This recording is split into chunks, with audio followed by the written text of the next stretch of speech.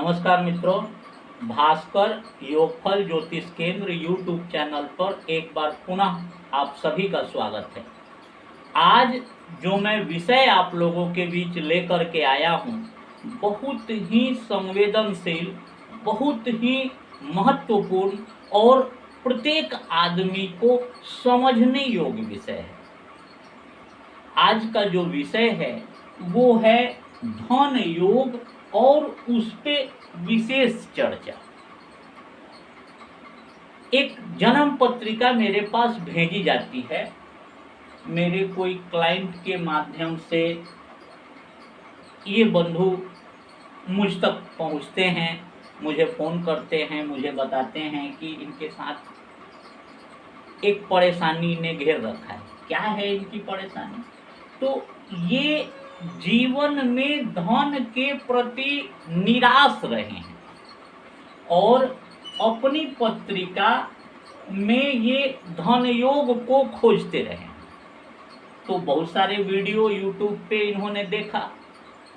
कुछ यूट्यूब पे वीडियो बनाने वाले ज्योतिषियों ने अलग अलग नियम बताए और वो सारे नियम इनकी जन्म पत्रिका पे लागू होते हैं और फिर भी इनका कहना है कि मैं निर्धन हूँ, मेरे पास कोई भी संपत्ति नहीं है, ना ही मेरे पास कोई बैंक बैलेंस। तो मेरा आज का जो विषय है वो ये है कि क्या किसी ज्योतिषी के द्वारा बताए गए नियमों से आपके जीवन में धन योग फलित होता है क्या? आपकी पत्रिका में अगर ये योग लगे हुए हैं तो क्या आप धनवान भी हो सकते हैं क्या? ये मेरा विषय है। तो ज़्यादा विलंब नहीं करते हैं, हम लोग सीधे मुद्दे पे आते हैं। 18 अक्टूबर 1976 1:10 AM रांची की इनकी जन्म है। ये पत्रिका आप भी चाहें तो ऑनलाइन बना के देख सकते हैं, यही आएगा। अब इनका कहना है कि पंडित जी तीन ज्योतिषियों का इन्होंने रेफरेंस दे रखा है। इन्होंने कहा कि फला ज्योतिषी और फला ज्योतिषी को आप भी सुनिए और उन लोगों ने ये बातें कही हैं अपने प्रोग्राम में और ये सारी चीज़ें मेरे जन्म पत्रिका पे लागू होती हैं, लेकिन फिर भी पंडित जी मैं दुखी हूँ, मैं निर्धन हूँ।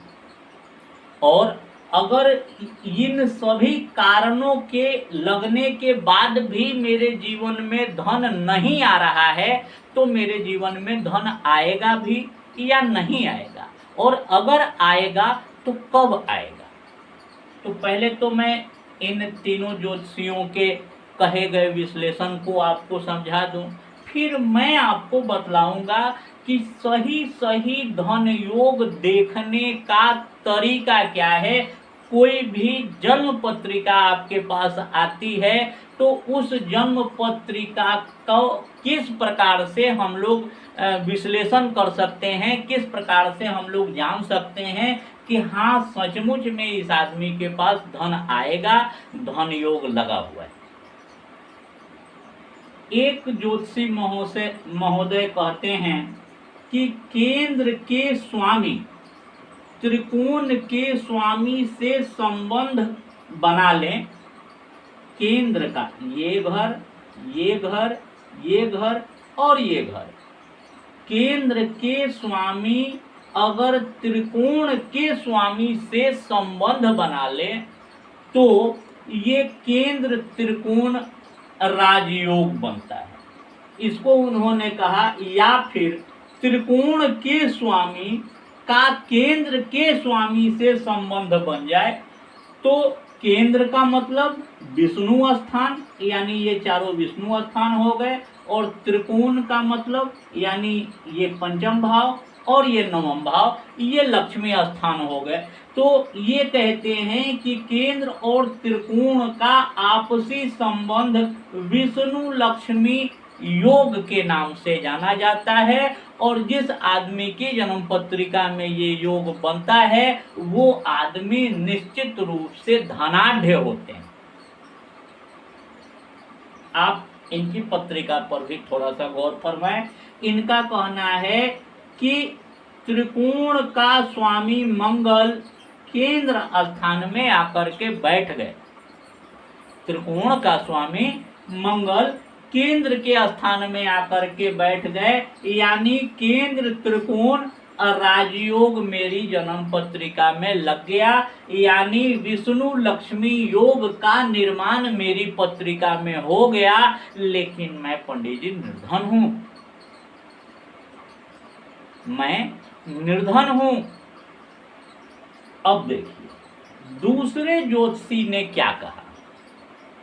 दूसरे पंडित जी कहते हैं कि राहु और केतु केंद्र के स्वामी के साथ त्रिकोण में या त्रिकोण के स्वामी के साथ केंद्र में बैठे हों तो ये भी राहु और केतु से बनने वाला राजयोग है। अब देखिए त्रिकोण के स्वामी के साथ यहाँ राहु बैठे हुए हैं और ये राजयोग भी इनको लगा हुआ है। तीसरे पंडित जी का वो रेफरेंस देते हैं, उन्होंने तो बहुत सारे योगों की चर्चा की है, मैंने स्वयं देखा। वो कहते हैं कि लग्न का स्वामी यहाँ बैठ जाए, लग्न का स्वामी वहाँ बैठ जाए, लग्न का स्वामी वहाँ बैठ जाए तो ये धन योग है। द्वितीय भाव का स्वामी यहाँ बैठ जाए, द्वितीय भाव का स्वामी यहाँ बैठ जाए, द्वितीय भाव का स्वामी यहाँ बैठ जाए तो ये भी धन योग है।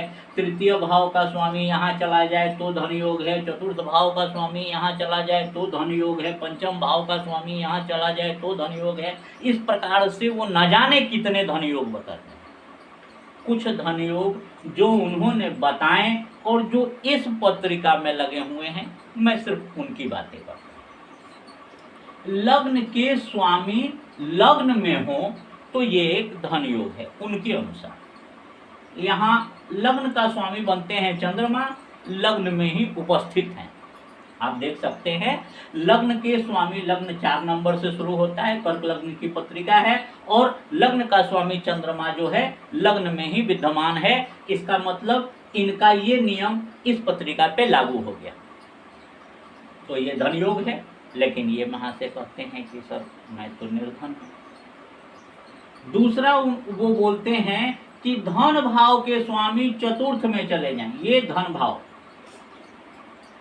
जन्म पत्रिका का दूसरा स्थान धन भाव, ये धन भाव जो है यहाँ सिंह राशि बनती है और सिंह राशि के स्वामी होते हैं सूर्य, जो कि चतुर्थ में आकर के बैठे हुए हैं। उनके अनुसार ये भी धन योग इस पत्रिका में लगे हुए हैं। अब जो तीसरा नियम है वो कहते हैं कि आय के स्वामी पंचम में आ जाएं। आय भाव इसको कहते हैं, ये है जन्म पत्रिका का आय भाव। यहाँ वृष राशि बनती है और इसके स्वामी बनते हैं शुक्र, जो कि पंचम स्थान में आकर के बैठे हुए हैं। ये तीसरा धन योग उनके अनुसार इस व्यक्ति की जन्म पत्रिका में लगा हुआ है। अब चौथे की बात करूं, पंचम स्थान के स्वामी चतुर्थ में जाकर के बैठ जाए। पंचम स्थान हो गया वृश्चिक राशि, जिसके स्वामी बनते हैं मंगल और ये चतुर्थ स्थान में आकर के बैठे हुए हैं, तो ये भी धन योग हो गया। लेकिन ये फिर कहते हैं कि पंडित जी इन सारे योगों के बाद भी मैं निर्धन हूं। आइए आगे बात करते हैं। फिर ये कहते हैं कि सप्तम भाव के स्वामी लग्न में जाकर के बैठ जाए। सप्तम भाव के स्वामी यहाँ बनते हैं शनि और जाकर के लग्न में बैठे हुए हैं, तो ये भी एक धन योग है। लेकिन वो महाशय निर्धन है। अब अष्टम भाव के स्वामी लग्न में चले जाएं तो ये कहते हैं कि अष्टम भाव के स्वामी अगर लग्न में चले जाएं तो ये लाभ भी देते हैं और कभी कभी नुकसान भी देते हैं। यहाँ अष्टम पति भी शनि बनते हैं और लग्न में बैठे हुए हैं, तो हम लोग इसको थोड़ी देर के लिए हटा देंगे, इसको हम लोग अपने बातों में मेंशन नहीं करेंगे, क्योंकि साथ साथ उन्होंने कहा है कि नुकसान भी दे सकता है, तो इसे हम हटा देते हैं। बाकी हम लोग उनके द्वारा बताए गए धन योगों की बात करेंगे। नवम भाव का स्वामी अगर एकादश में चला जाए, तो यहाँ आप देखेंगे नवम भाव बनता है मीन राशि, और इसके स्वामी होते हैं बृहस्पति, जो जाकर के जन्म पत्रिका के एकादश भाव में बैठे हुए हैं। तो उनके अनुसार ये भी एक धन योग है, लेकिन फिर भी वो व्यक्ति जो है, जातक जो है, वो निर्धन है। अब कहते हैं एकादश भाव का स्वामी पंचम में आकर के बैठ जाए। एकादश भाव ये हो गया, और इसके स्वामी बन गए शुक्र, और ये आकर के पंचम स्थान में बैठ गए। तो अब आपने देखा कि तीन ज्योतिषियों का ये जो धन योग पे उनकी चर्चा है, उनका सुझाव है कि ऐसे में धन योग होता है, वो सारे योग इस पत्रिका में लगे हुए हैं। और इस जातक का कहना है कि सर मैं तो अभी निर्धन हूँ, मैं तो प्रतीक्षा कर रहा हूँ कि मेरे जीवन में धन कब आएगा। तो मैं आपसे क्या कहना चाहता हूँ? मैं आपसे ये कहना चाहता हूँ कि किसी भी जन्म पत्रिका का अध्ययन, किसी भी जन्म पत्रिका को जब देखा जाता है, ये नियम जो हैं ये कागजी हैं, कहीं खूब काम करते हैं, कहीं बिल्कुल काम नहीं करते हैं। मैं यही आपसे कहना चाहता हूँ, मैं यही आपको समझाना चाहता हूँ कि नियम चाहे लाख कह लिए गए हों, अगर आपकी जन्म पत्रिका में अच्छे ग्रहों की दशा अंतर्दशा नहीं आ रही है, मैं आपसे ये कहना चाहता हूँ कि किसी भी जन्म पत्रिका को अच्छा और बुरा वहां बैठे हुए ग्रह नहीं बनाते हैं। बेशक इन महाशय की पत्रिका में बहुत सारे धन योग बने हुए हैं, बहुत सारे राजयोग बने हुए हैं, लेकिन इनको किसी भी धन योग का, किसी भी राजयोग का लाभ नहीं मिलता है। क्यों नहीं मिलता है? इनकी वर्तमान दशा सूर्य की चल रही है। सूर्य धन भाव के स्वामी हैं और चतुर्थ में बैठे हुए हैं। एक दो नियम तो इसमें से भी लग जाएंगे। तो अब धन भाव का स्वामी चतुर्थ में बैठा हुआ है और धनेश की महादशा चल रही है, और वो जातक परेशान है। क्यों परेशान है? इसलिए परेशान है क्योंकि इस जातक की पत्रिका में जो योग लगे हुए हैं, वो जो इस पत्रिका में आपको दिखते हैं, वही देखने योग्य केवल नहीं होते हैं। हमारे शास्त्रकारों ने, वो चाहे पराशर जी हों, भृगु जी हों, वराह मिहिर हों, जैमिनी हों, कृष्णमूर्ति हों, या जो भी पद्धतियाँ उन लोगों ने दी हैं, उसमें बार बार इस पे बल दिया गया है कि किसी, मान लीजिए कि किसी की पत्रिका में गुरु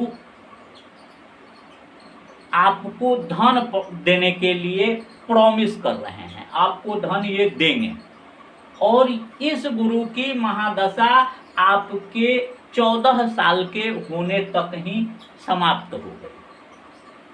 आपका जब जन्म होता है तो जन्म के 14 साल के अंदर ही इसकी महादशा समाप्त हो गई।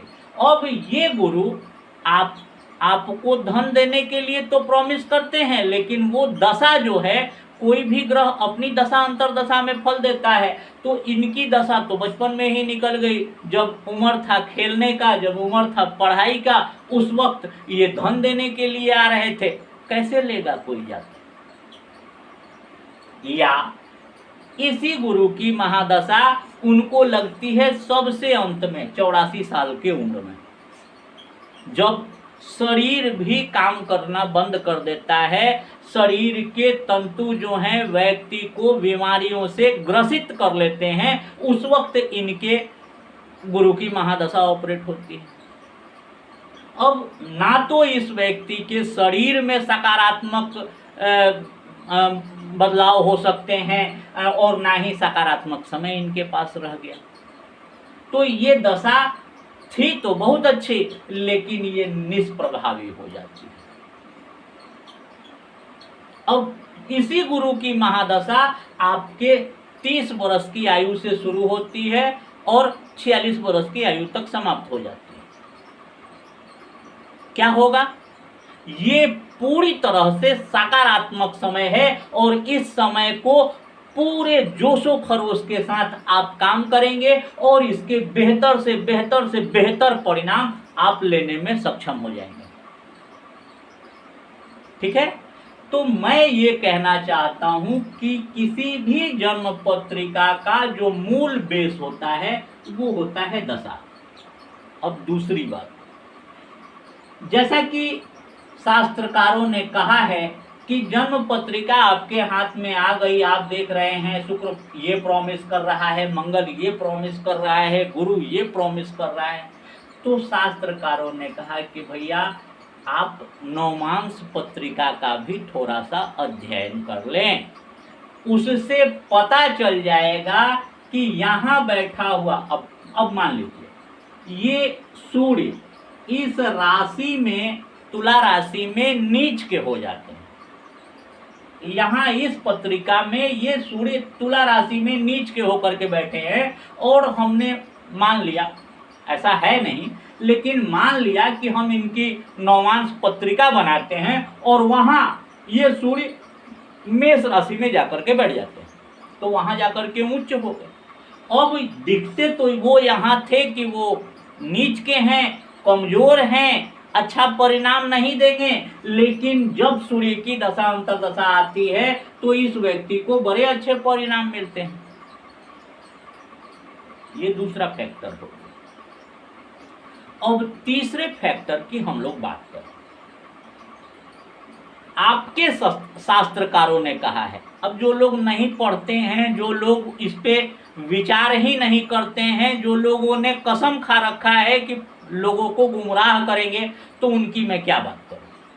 शास्त्रकारों ने ये भी कहा है कि गोचर से, जैसे आपका कोई भी शुभ ग्रह या कोई भी ऐसा ग्रह जो आपको धन दे सकता है और उसी समय गोचर में जा करके उसकी एक अच्छी दृष्टि, उसका एक अच्छा संबंध उस ग्रह से बन जाए,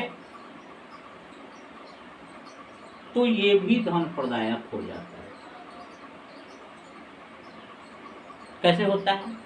अब मान लीजिए कि किसी की पत्रिका में शुक्र चतुर्थ स्थान में बैठे हुए हैं और उस आदमी को छोटी छोटी यात्राओं से लाभ होने के आसार बने हुए हैं। उनकी पत्रिका का नवमांश देखा गया, उनकी पत्रिका को केपी में ले जा करके देखा गया, उनकी पत्रिका को लाल किताब के माध्यम से समझा गया, जैमिनी के माध्यम से समझा गया, भृगुनंदी नाड़ी चार्ट के माध्यम से समझा गया और पाया गया कि इस आदमी के जीवन में ये शुक्र छोटी छोटी यात्राओं के माध्यम से इनको धन दे सकते हैं और उसी समय में गोचर में चंद्रमा की दृष्टि जो है इन पे पड़ जाती है। गोचर के चंद्रमा की दृष्टि शुक्र पे पड़ जाती है या इनसे युति कर लेते हैं, तो चंद्रमा छोटी छोटी यात्राओं के कारक हैं।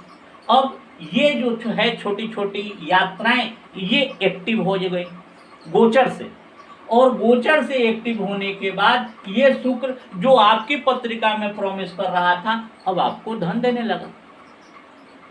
तो ये तीसरा फॉर्मूला हो गया।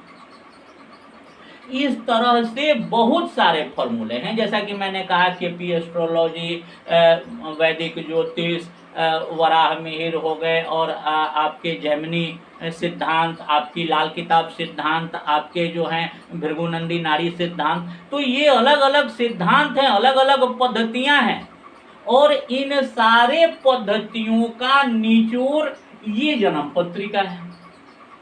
ये वो ब्लूप्रिंट है जिसके आधार पर आप किसी विभाग में जा करके ये निर्णय कर सकते हैं कि हाँ, इस आदमी के जीवन में ये घटनाएं सुनिश्चित की जाती हैं। आप मुंह उठा करके बोल देते हैं धन भाव का स्वामी चतुर्थ में बैठा हो तो धन योग है, पंचम का स्वामी चतुर्थ में बैठा है तो धन योग है। लगा तो है धन योग, लगा है, कहाँ मिल रहा है इसका फल?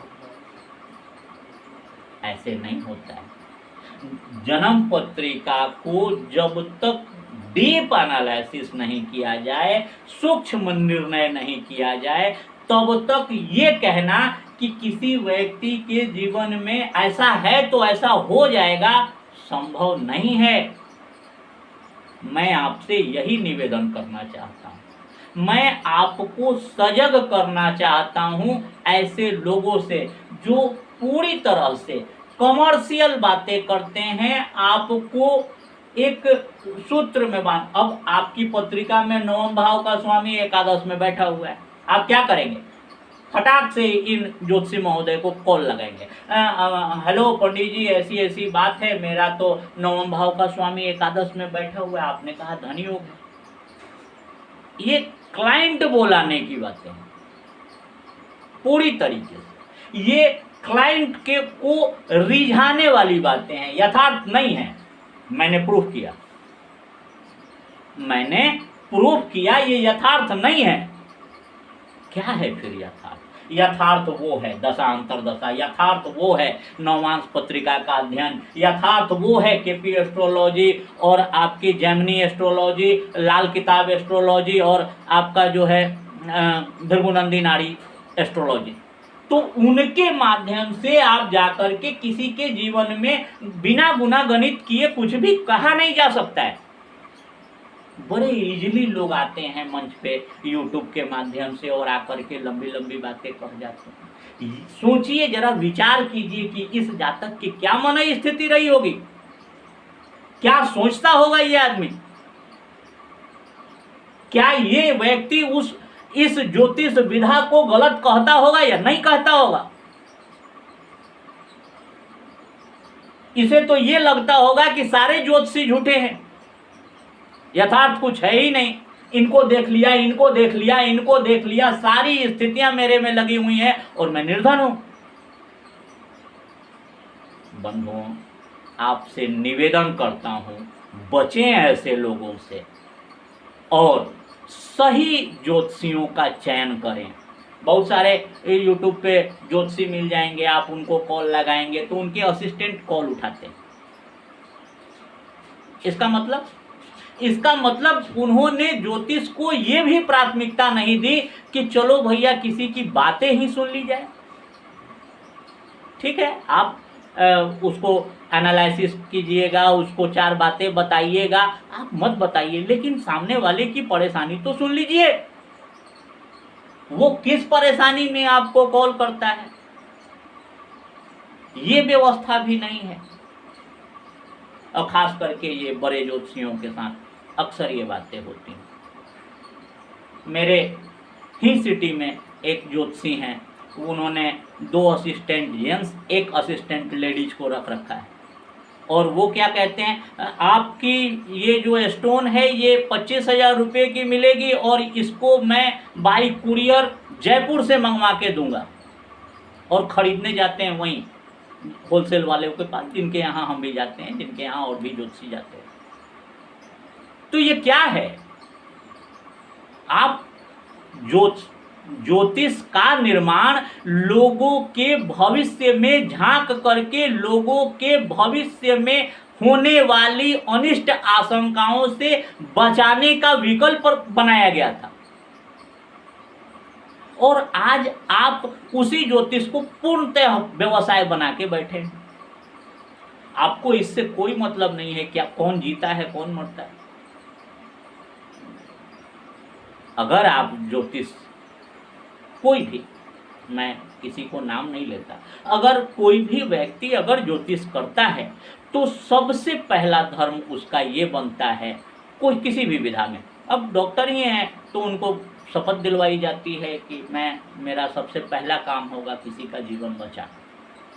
उसी तरह से ज्योतिष का सबसे पहला शपथ मेरी समझ में ये होना चाहिए कि कोई भी व्यक्ति अगर आए तो उसकी परेशानी को सुन ले, और अगर लगता है कि हाँ सचमुच में ये आदमी दुखी है तो न उसके पूरे कुंडली का विश्लेषण कर सकें तो थोड़ा रास्ता जरूर दें।